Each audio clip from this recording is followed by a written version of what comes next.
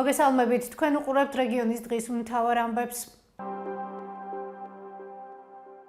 რატომ არ იწყება ახალციხის მეორე საჯარო სკოლის რეაბილიტაცია, რომელშიც სასწავლო პროცესი 2023 წლიდან შეწყდა და მოსწავლეები უკვე მეორე წელია სხვა საჯარო სკოლაში, მეორე ცვლაში სწავლობენ. პასუხს წლებია თავს არიდებენ პასუხისმგებელი პირები. არც სკოლის დირექტორი ბელა დიასამიძე და არც ახალციხის რესურს ცენტრის ხელმძღვანელი ხათუნა ხმალაძე არ გვპასუხობს კონკრეტულ კითხვებზე, თუ როდის დაიწყება სკოლის რეაბილიტაცია. დღეს ახალციხეში მცხოვრებლებისთვის მნიშვნელოვანი შეკითხვა ქართული ოცნების დელეგატს ახალციხეში ანტონ ობოლაშვილს დაუსვით. პასუხი ვერც მან გაგვცა. ინფორმაცია არ აქვს ან არ გაგვიზიარა არც ქართული ოცნების დეპუტატმა, განათლების, მეცნიერებისა და ახალგაზრდულ საქმეთა კომიტეტის თავმჯდომარემ მარიამ ლაშხმა. გეტყვით იმას, რომ პრიორიტეტი არის დასკვნების შესაბამისად მოხდება ამაზე რეაგირება. სამწუხაროა, რომ გაიწელა ეს პროცესი, თუმცა მოგახსენებთ იმასაც, რომ ამ მიმართულებით, როგორც განათლების სამინისტრო, ასევე ინფრასტრუქტურის სამინისტრო აქტიურად მუშაობს. შეიძლება გვერდზე აშენდეს ახალი და ეს დაინგრეს. აი ამ გადაწყვეტილებას ველოდებით. თუმცა ეს არ ნიშნავს იმას, რომ პროექტირებაზე მუშაობა არ მიდის. მიდის ორივე მიმართულებით მიდის ინფრასტრუქტურის სამინისტროში მუშაობა. უნდა მოხდეს სრული პროექტირება ახალი სკოლის. იყო იქ ერთი ვარიანტი რეაბილიტაციის, მაგრამ სრული პროექტირების ფარგლებში და მეორე არის ახალი სკოლის აშენება. ჩვენც ვართ ახლა მოლოდინში, საბოლოო გადაწყვეტილების მიღების ფარგლებში და იქ მშობლებთან ქონდა საუბარი, რომ ეს დაახლოებით 3-დან 4 თვეს დაჭირდებოდა. სკოლაში 500-ზე მეტი მოსწავლე იყო.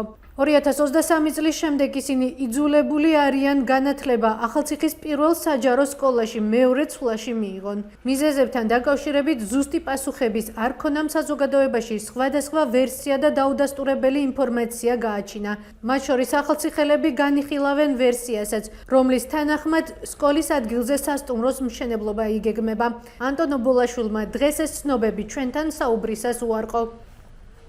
გამორიცხულია ნუაუყვებით არანაირ იქ საუბრებს, არანაირი ჭორის დონეზე არ ავყვეთ. აქ იქნება სკოლა, იქნება კეთილმოწყობილი სკოლა და მხოლოდ როგორც გითხარით, ველოდებით საბოლოო გადაწყვეტილებას რეაბილიტაციის კუთხით წავა თუ ახალი აშენდება, მაგრამ ორივე მიმართულება იქნება მორგებული. აღნიშნული სკოლის საკითხთან დაკავშირებით გამართული არაერთი შეხვედრა სამცხე-ჯავახეთის სამხარეო ადმინისტრაციაში ჟურნალისტებისთვის დახურული იყო.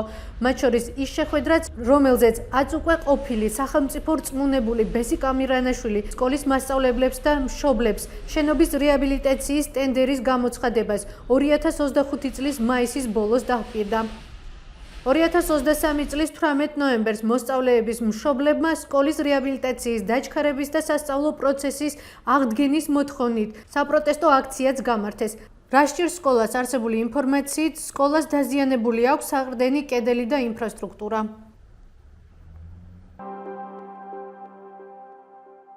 რატომ აღარ დაასახელა ქართულმა ოცნებამ ახალციხის მერობის კანდიდატად მოქმედი მერი და რა პრინციპით შეირჩა იმედის ჟურნალისტი ვარლამ ციკლაური ახალციხის მერობის კანდიდატად? მოусმინეთ ქართული ოცნების დელეგატს ანტონ ობოლაშვილს. ბატონი ირაკლი ლაზარაშვილი არის კარგი მერი.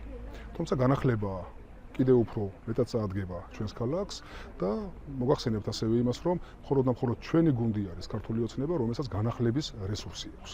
შესაბამისად, კონსულტაციების ფონზე ჩვენს გუნდში მიღებული იქნა გადაწყვეტილება და წარდგენილი არის ბატონი ვარლამ ციკლაური. მარიამ ლაშხს და ანტონ ობოლაშვილს დღეს ჩვენი გადამღები ჯგუფი ახალციხეში სრულიად შემთხვევით სხვა რეპორტაჟზე მუშაობისას შეხვდა. როგორც ხშირად ხდება, მაღალი თანამდებობის პირები, ქართული ოცნების დეპუტატები და მოუკიდებელ მედიას მათი ვიზიტების შესახებ ინფორმაციას არ აწვდიან. შესაბამისად, ჩვენ შესაძლებლობის გამოყენება ვცადეთ და დელეგატად წარდგენილ ობოლაშვილს კიდევ ერთი შეკითხვა დავუსვით.